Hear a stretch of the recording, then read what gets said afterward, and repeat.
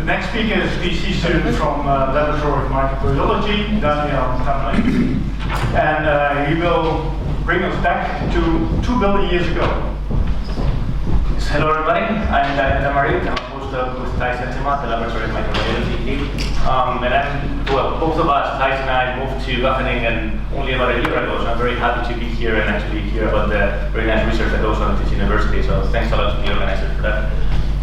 But yes, indeed, I'm going to tell you about the evolution of cellular complexity, and in particular I'm going to focus about a specific process by which, that actually defined much of the biosphere as we know it, and was essential to allow the evolution of multicellular organisms such as us. When I was trying to find some inspiration about how to explain evolution to a wide audience, I consulted with some of the greatest science communicators, and I found this quote from Carl Sagan that says that there's an unbroken thread that stretches from the first cells to us. And I thought that this was a very nice analogy. And to illustrate it, we have here a stick person that represents all of humanity, all humans that exist now and have ever existed. This person is holding one end of the thread. And this thread goes back in time. So if we follow it, we would start more or less at the time of the last common ancestor of all humans. A few million years ago, we would find the last common ancestor of primates. We continue going further. Eventually, we would reach the last common ancestor of all mammals, and around 550 million years ago, we would find the last common ancestor of all animals.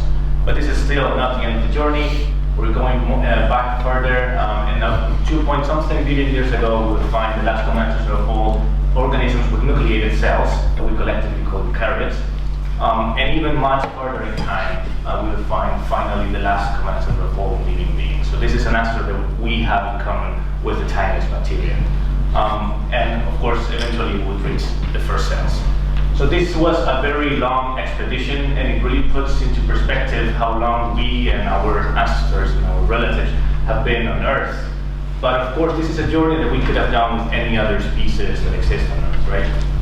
And indeed, any other species could also hold one end of the thread, but that thread would always reach the first cells in our planet.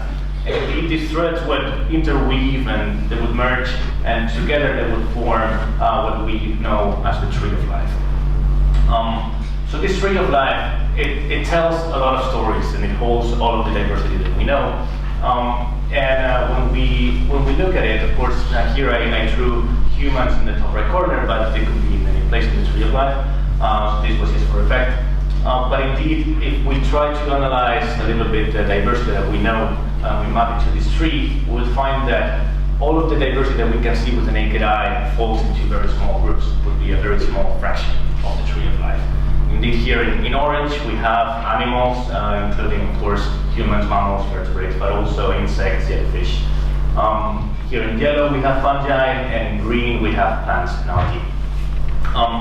So as I said, all of the life that we can see with the naked eye falls into these groups, and even within these groups, but definitely everywhere else in the tree of life, everything is microbial. So this is truly a microbial planet.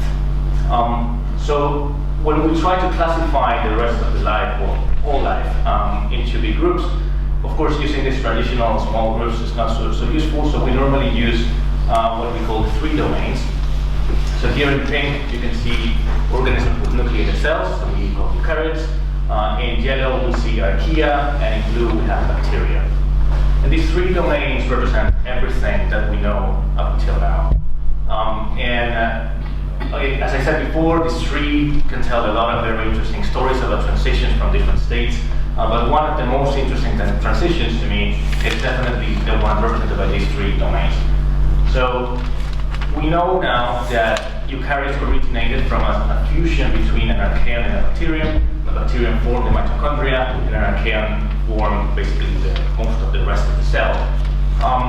And this difference that we can see very clearly from their shapes, basically, archaean bacteria are relatively small and simple, while eukaryotes are large. They have a nucleus, they have endomembrane systems, and definitely mitochondria and possibly other organelles.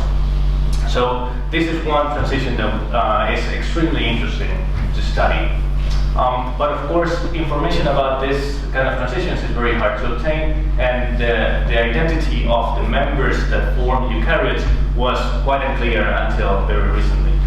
And this is another way to represent the tree of life. So this would be the simplified way. Again, bacteria form mitochondrion, and the host cell that engulfs the mitochondrion would be an archaeon. But the identity of this archaeal ancestor was very unclear. And in 2015, there was a study published by Tamarit Chuliá and collaborators where they analyzed marine sediments and they found a new lineage of archaea close to a structure that was at the bottom of the ocean in the North Sea called Loki's castle, and therefore they call the archaea Loki archaea. And these Loki archaea are fascinating for many different reasons. But most prominently of all is the fact that by the time of this study, 2015, this was the closest relative to eukaryotes known to science. In the coming years, there were additional groups discovered, and collectively these were called Asterarchaea. And here we added Odin, Thor, and Heimdall archaea. And collectively, now we know that Asterarchaea are the closest relatives to eukaryotes. And they have a lot of very interesting properties. When we look at their gene content, basically, we can trace back many of the genes that are intrinsically eukaryote or typically eukaryote, that define many of the properties of our cells, and we can see that they exist as well in Asterarchaea. We know very little about what they do in Asterarchaea, but at least we know that they are there. And just to mention a couple of examples, for example, eukaryotes can do a lot of things with endomembrane systems. They would form vesicles, and they are quite dynamic. And much of this has to do with what we call the escort machinery. Many of the genes for this escort machinery are present in Asterarchaea. Another good example at the bottom of this image is the cytoskeleton. We have very dynamic cytoskeletons. We're capable of doing a lot of very different things with with the same cellular architecture. And the cytoskeleton is quite responsible for this in many levels. And many of these genes, again, are found in Asterarchaea. There are even groups that are showing experimentally that many of these genes indeed act in very similar ways to what we can see in eukaryotes nowadays. And just a last example, trafficking machinery is as well something that is quite essential to eukaryotes. We have a quite complex plan in our cells, and we need to target proteins to the different organelles, different places.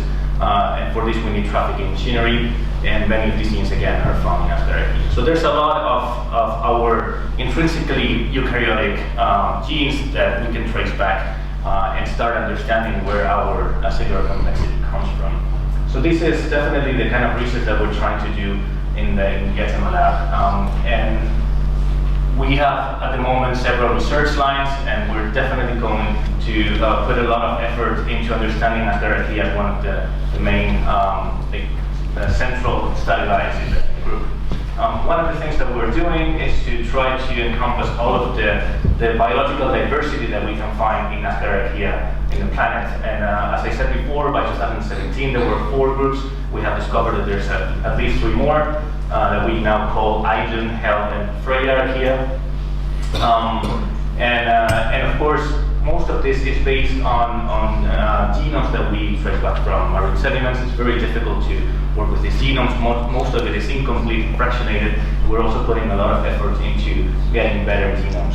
And indeed, very recently, actually, like 2 weeks ago, I managed to obtain a complete genome from one of these Asterarchaea. So there's definitely a lot of room for improvement, and a lot that we are able to contribute in this science. Of course, we are very interested in the complete shape of the tree of life, and we are using these genomes to find out exactly what is our archaeal ancestry. And for now, we can say that it looks very much like eukaryotes are closest relatives. Well, that Idun or Heimdallarchaea are the closest relatives to eukaryotes. And again, as I said before, there's many of these typical eukaryotic genes that we can trace back to Asterarchaea, and we are definitely finding many more of these and trying to work with different groups, collaborating, so that experimentally we can see what they are actually able to do in these organisms. A lot of emphasis is put nowadays as well on imaging and culturing. We have actually several recruits in the lab that are going to focus exclusively on these lines. Yes, so we are actually able to show what these teams are able to do, which is very frustrating when we only can work with this organism bioinformatically, of course. And then finally, some of our last research I had to do with finding interactions with organisms that interact with this Asterarchaea. So we really want to know if there was anything special about the symbiosis that formed the original eukaryote, or perhaps these Aspergillus have very similar kind of interaction with other organisms, and what these can tell us about the original eukaryote genetic moment. So these are the main research that we have at the moment. There's definitely a lot that we're doing now and that we're going to do in the near future. So if you're interested about this, do stay tuned because there's going to be a lot new. Thank you very much for your attention.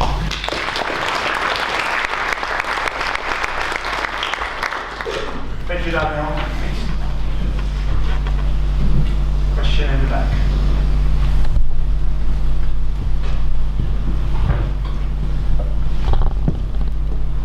Very interesting work, thank you.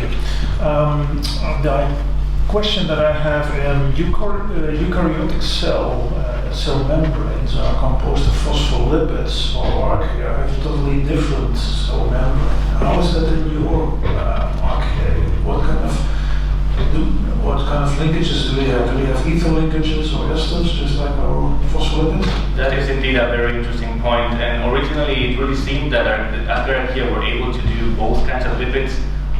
More and more, it seems that they are definitely able to do the archaeal ones, but it's unclear whether they can do the material ones, like the ones that, they have the neo kind of transition lipids. So yes, it doesn't really seem to show that in this organism we already have a transition, but it's still a possibility, and we are definitely not very capable of like giving a straight answer on from the genome. There's people also trying to do genomics and other kinds of approaches to confirm. Okay, so the original idea that the archaea had totally different lipids is too simple, that they can make both kinds of lipids. Sure, yes. Okay. Yeah. What about the nuclear envelope? Is that present? Nothing like we definitely don't see any genes for that, and the few microscopy kind of images that are at the moment, they are still very preliminary. They don't seem to find anything like that. But again, people have only been able to see the cells. The first time was a paper in January this year. So we still don't really know. The guess from the genomes is that they still don't really have a nucleus. still a discovery? Yes, absolutely. More questions? If not, then we move on. Next speaker.